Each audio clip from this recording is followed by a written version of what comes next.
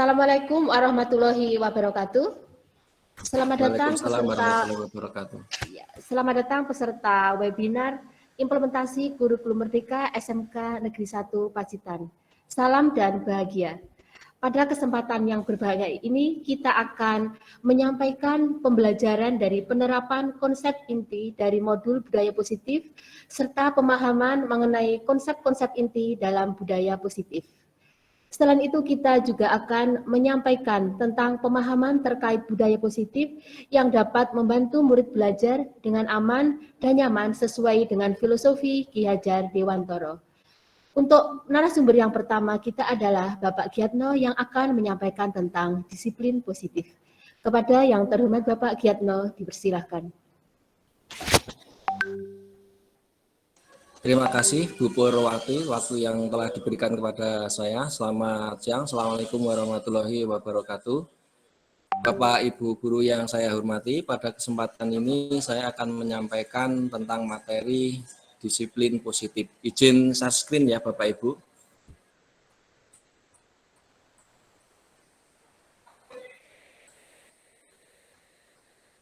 Sudah kelihatan nggih?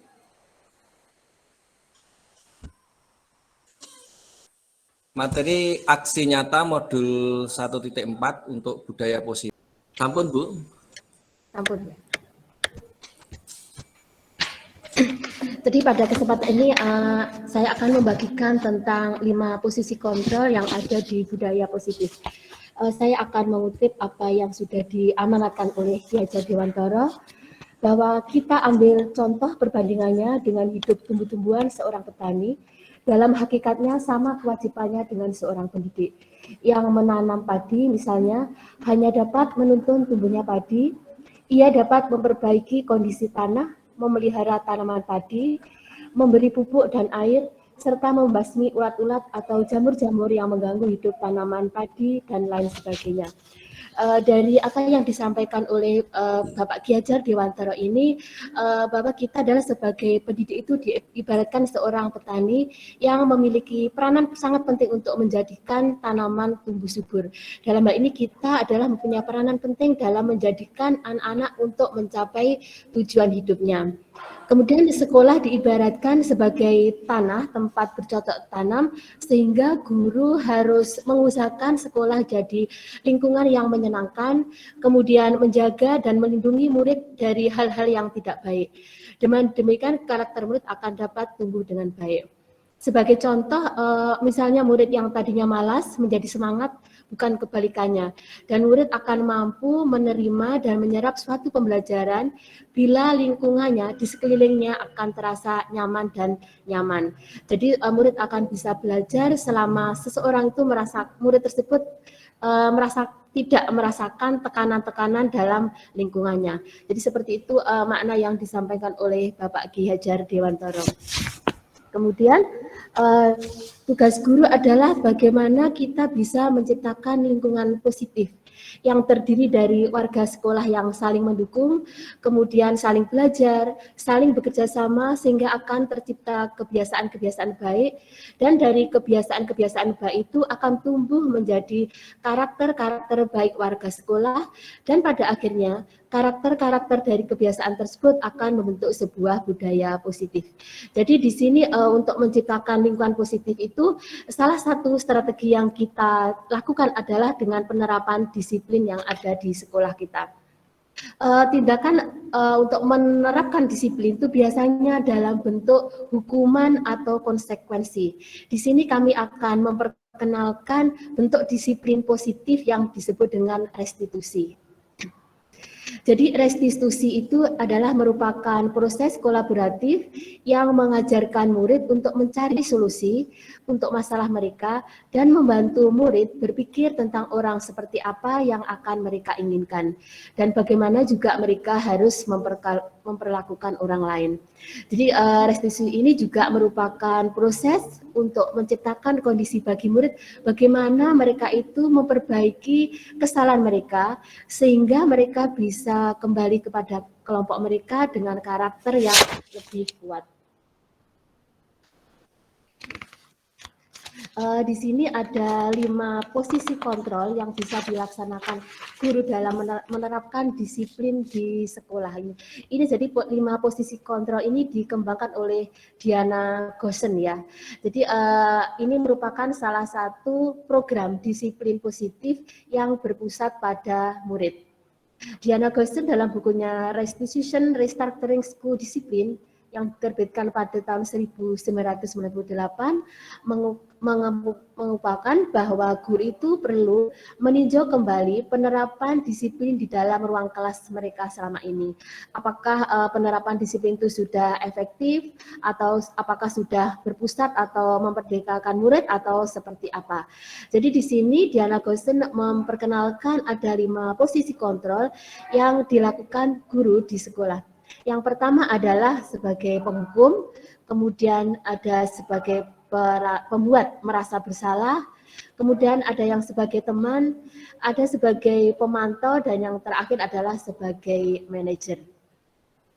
Sekarang mari kita tinjau dari 5 posisi kontrol itu seperti apa penerapannya di sekolah kita dan posisi mana yang selama ini sudah kita terapkan di kelas-kelas kita.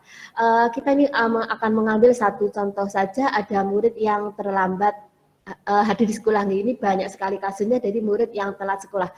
Di sini contohnya adalah Adi terlambat untuk datang sekolah. Kita lihat dari posisi yang pertama, di posisi penghukum.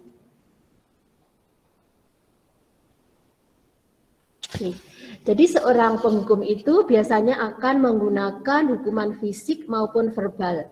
Orang-orang yang menjalankan posisi penghukum senantiasa mengatakan bahwa sekolah memerlukan sistem atau alat yang dapat lebih menekan murid-murid lebih dalam lagi. Biasanya kalau seorang guru yang memposisikan diri sebagai penghukum, dia akan berkata, patuhi aturan saya, atau awas, atau kamu selalu saja salah. Dia juga bisa akan mengatakan selalu dan selalu pasti kamu yang terakhir datangnya. Guru seperti ini biasanya hanya ada secara agar pembelajaran bisa berhasil, yaitu pembelajaran menurut dia. Seorang penghukum, kalau seorang penghukum itu biasanya dia akan menggunakan nada yang tinggi, kemudian bahasa tubuhnya mata melotot, disertai dengan jari yang menunjuk-nunjuk atau menghardik ya. Jadi mungkin kita bisa introspeksi diri, posisi seperti apa yang selama ini sudah dilakukan. Jadi terlambat lagi, pasti terlambat lagi, selalu datang terlambat. Itu sambil marah, sambil matanya melotot seperti itu. Jadi yang posisi yang seperti itu adalah biasanya posisi yang dilakukan oleh seorang penghukum. Dan kemudian kalau kita lihat dari sisi murid, seperti apakah kalau murid itu dihukum dengan seperti ini? Kemungkinan murid itu akan marah, kemudian akan menendam atau bersikap agresif ya. Bisa jadi sudah kembali duduk, murid tersebut akan mencoret-coret bukunya, atau mungkin lebih buruk lagi, mungkin sepulang sekolah murid itu akan menggores mungkin kendaraan kita, Bapak Ibu gurunya. Jadi tidak ada kesadaran secara intrinsik untuk merubah kelakuannya kalau kita memposisikan diri sebagai seorang penghukum. Kemudian yang kedua adalah guru yang memposisikan diri sebagai pembuat rasa bersalah ketika menghadapi pelanggaran yang dilakukan oleh muridnya. Jadi pada posisi ini biasanya guru itu akan bersuara lebih lembut. Jadi membuat rasa bersalah ini akan menggunakan keheningan yang membuat orang lain merasa tidak nyaman, bersalah atau rendah diri. Jadi itu yang dilakukan oleh guru.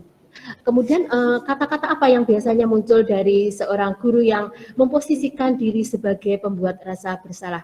Biasanya gini ya, posisinya lebih lembut. Ibu sangat kecewa sekali dengan kamu. Berapa kali ya Bapak itu harus memberitakan kamu?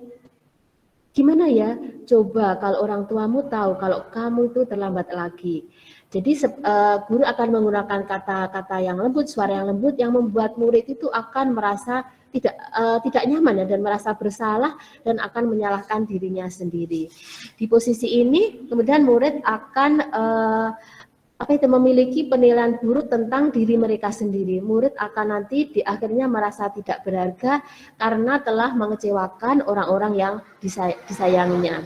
Jadi guru pada posisi ini akan menggunakan suara yang memelas, kemudian halus atau sedih, kemudian akan merapat pada anak dengan berkata dengan lemah lembut kepada anak itu. Misalnya tadi ada Adi yang terlambat masuk sekolah ya, guru itu akan mendekati Adi, kemudian akan berkata, Adi, kamu ini bagaimana ya? Kamu sudah berjanji dengan ibu tidak akan terlambat lagi. Kenapa ya kamu kok senang sekali mengecewakan ibu? Ibu benar-benar kecewa sekali. Jadi posisi guru sebagai pembuat rasa bersalah akan berkata seperti itu. Dan apakah hasilnya kepada murid jika murid diposisikan pada orang yang merasa bersalah? Jadi murid akan tambah merasa bersalah, kemudian murid akan menjadi orang yang gagal dan tidak sanggup membahagiakan orang lain.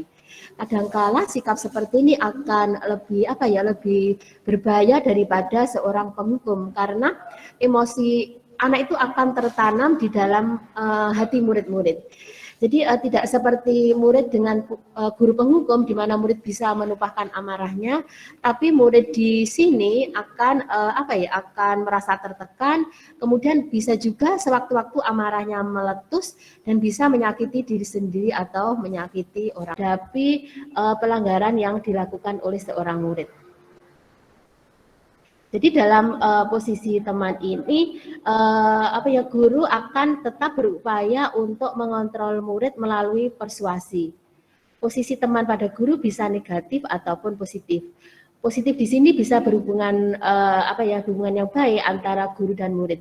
Jadi guru di sini di posisi teman menggunakan hubungan baik dan humor untuk mempengaruhi seseorang. Misalnya tadi ada anak yang terlambat datang ke sekolah, maka seorang guru yang memposisikan diri sebagai teman akan berkata, ayo bantulah demi ibu ya, ayo ingat tidak ingat bantuan ibu selama ini. Ya sudah, kali ini tidak apa-apa, nanti ibu bantu untuk membereskan. Jadi kata-kata itu akan dikeluarkan oleh guru yang memposisikan diri sebagai teman. Jadi guru tersebut akan menggunakan suara yang ramah, kemudian akrab, kemudian bercanda, bahasa tubuhnya bisa dengan merapat pada murid, kemudian dengan mata dan senyum yang jenaka. Jadi di sini murid akan merasa terlindungi oleh guru tersebut. Nanti di akhirnya seperti apakah guru hasilnya pada murid? Murid akhirnya akan merasa senang dan akrab dengan guru. Ini termasuk dampak yang positif. Hanya saja di sisi negatif nanti murid menjadi tergantung pada guru tersebut. Bila ada masalah, dia akan mengandalkan guru tersebut untuk membantunya. Akibat lain dari posisi teman ini, maka orang yang merasa bersalah, murid yang melakukan pelanggaran tadi akan melakukan sesuatu bila yang menyuruh hanya guru tersebut, hanya yang guru yang posisikan sebagai teman tadi. Dan ini tidak berlaku ketika dia berhadapan dengan guru yang lain. Ini adalah posisi sebagai teman. Berikutnya adalah posisi guru sebagai pemantau.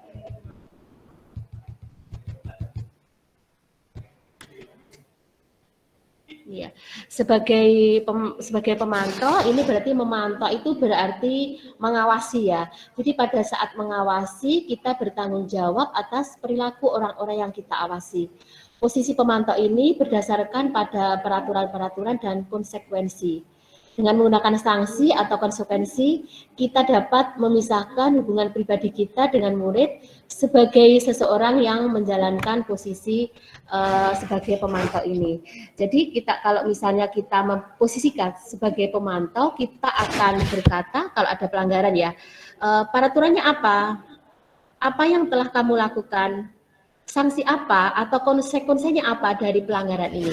Jadi guru yang memfungsikan sebagai pemantau akan bertanya tentang peraturan, akan bertanya tentang konsekuensi yang didapatkan jika melanggar peraturan.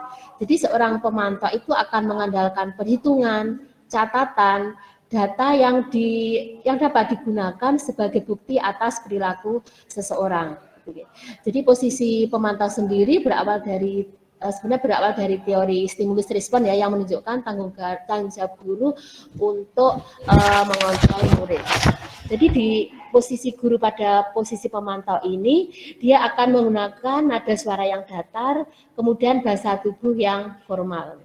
Misalnya tadi ada anak yang terlambat masuk sekolah, seorang pemantau akan berkata, "Adi, tahukah kamu jam berapa kita mulai?" Misalnya Adi menjawab, "Tahu Pak." Kemudian si guru tadi akan bertanya lagi, "Kamu terlambat 15 menit. Apakah kamu sudah mengerti konsekuensi yang harus dilakukan bila terlambat?"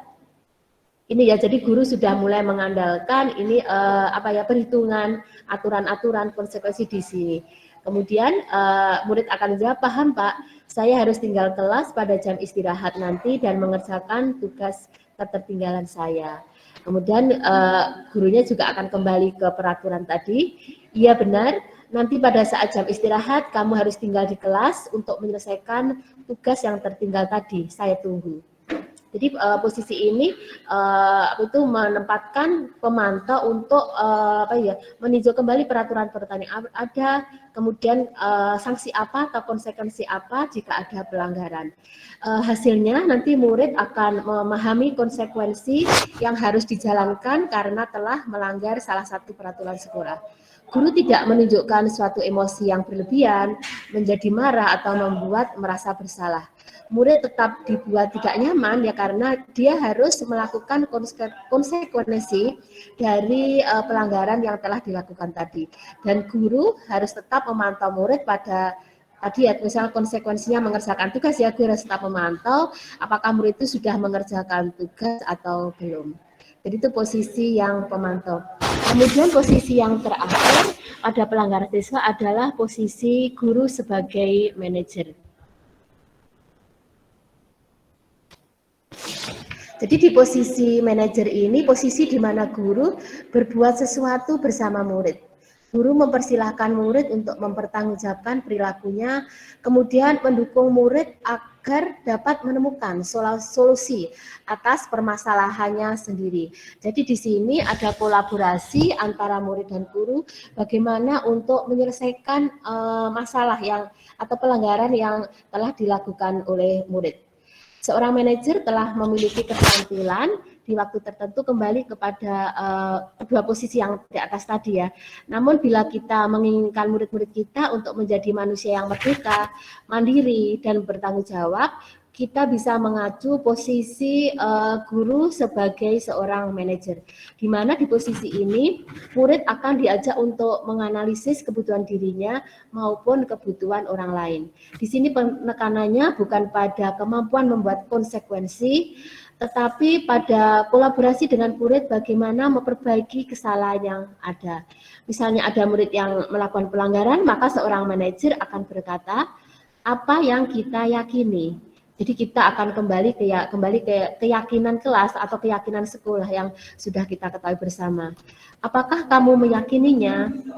Jika kamu meyakininya, apakah kamu bersedia memperbaikinya?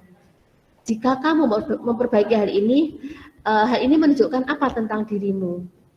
Atau bisa juga seorang manajer berkata, apa rencana kamu untuk memperbaiki hal ini? Jadi tugas seorang manajer bukan untuk mengatur perilaku seseorang, kita membimbing murid untuk dapat mengatur dirinya sendiri.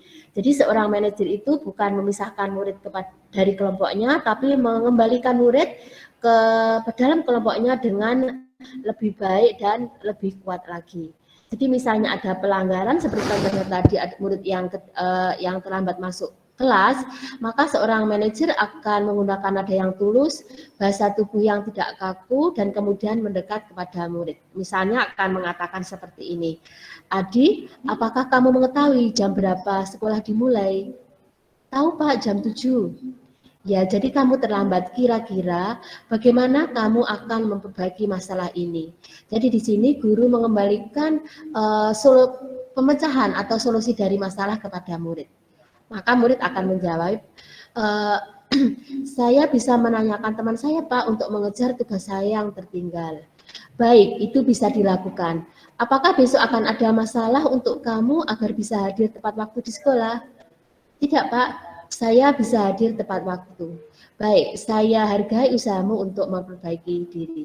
Jadi di posisi ini guru akan menggunakan suara yang tulus, tidak perlu marah, kemudian tidak perlu meninggikan suara, apalagi menunjuk-nunjuk jari ke murid, menunjuk jari ke murid, berkaca pinggang, atau bersikap seolah-olah menyesal, tampak sedih atas perbuatan muridnya. Jadi tidak seperti itu ya. Jadi fokusnya pada murid bukan untuk membedakan guru atau orang tua. Murid sudah mengetahui suatu masalah dan sesuatu perlu terjadi dan bagaimana solusinya dari pelanggaran yang telah dilaksanakan. Kemudian tujuan akhir dari 5 posisi kontrol seorang guru adalah pencapaian posisi manajer, di mana di posisi inilah murid dapat menjadi pribadi yang mandiri, merdeka, dan bertanggung jawab atas segala perilaku dan sikapnya.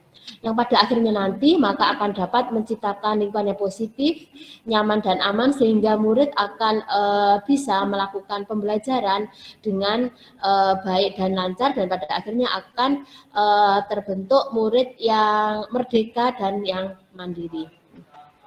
Jadi demikianlah tentang 5 posisi kontrol yang bisa dilakukan guru. Ini bisa merefleksi diri kita sendiri, posisi mana yang telah kita lakukan selama ini, dan posisi mana nanti yang akan untuk memberikan solusi atas pelanggaran yang dilaksanakan oleh murid, yang bisa membentuk murid untuk menjadi pribadi yang lebih mandiri dan bertanggung jawab.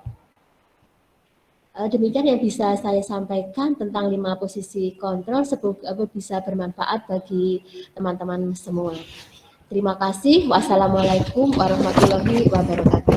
Ada ibu bapak yang masih punya unek-unek atau pertanyaan seputar materi yang kami berempat tadi sampaikan, bisa raise hand untuk disampaikan di sini pertanyaannya. Monggo. Ini pertanyaannya saya sampaikan ke Pak Diano. Pertanyaannya di sini, bagaimana jika kita sudah menerapkan restitusi dan manajerial, tetapi ternyata anak itu melakukan kesalahan itu secara berulang-ulang. Jadi buat kesempatan ketika gurunya tidak marah, tidak mendukung, ternyata itu kesalahan itu setiap hari berulang-ulang, walaupun kita sudah melakukan manajerial.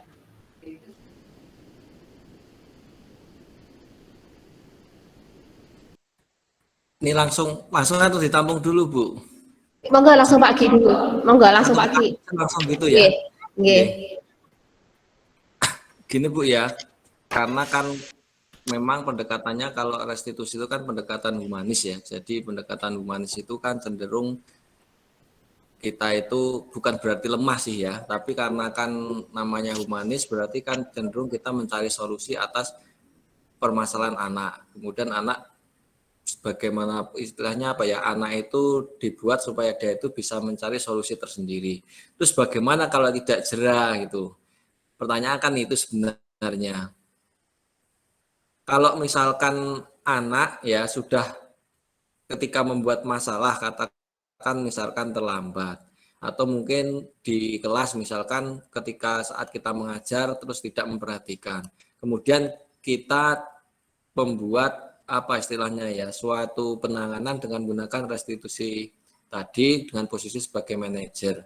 Tetapi ternyata besoknya masih melanggar lagi. Ternyata anaknya besok lagi masih melanggar lagi. Berarti ya otomatis kita harus perlu penanganan lebih lanjut. Kita harus koordinasi dengan pihak-pihak terkait. Kita tidak bisa bekerja sendiri. Siapa? Ya wali kelas tentunya. Kemudian BK. Kemudian orang tua orang tua wali murid yang bersangkutan. Semacam itu, harus ada komunikasi.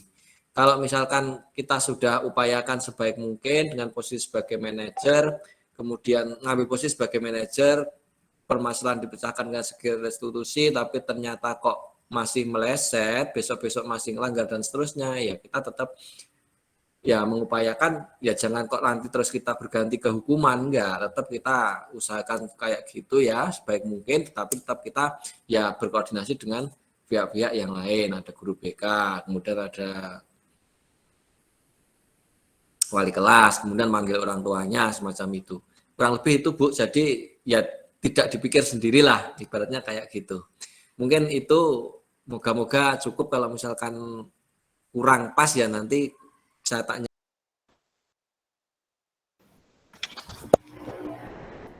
Ibu Bapak peserta webinar implementasi kurikulum Merdeka Budaya Positif di SMK Negeri Pacitan yang berbahagia, alhamdulillah kegiatan kita pada hari ini sudah berjalan dengan baik dan lancar.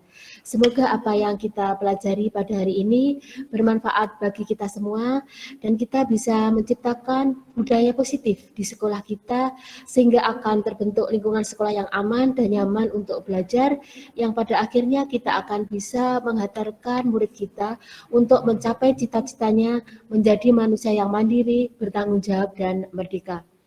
Terima kasih kepada Bapak Kepala Sekolah yang telah meluangkan waktu untuk hadir pada kegiatan ini, dan juga terima kasih kami ucapkan sebesar-besarnya kepada semua peserta webinar atas partisipasinya dalam kegiatan ini.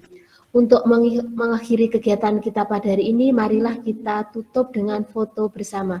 Monggo Ibu Bapak peserta bisa on-kan kameranya, kemudian akan kita ambil gambar bersama-sama.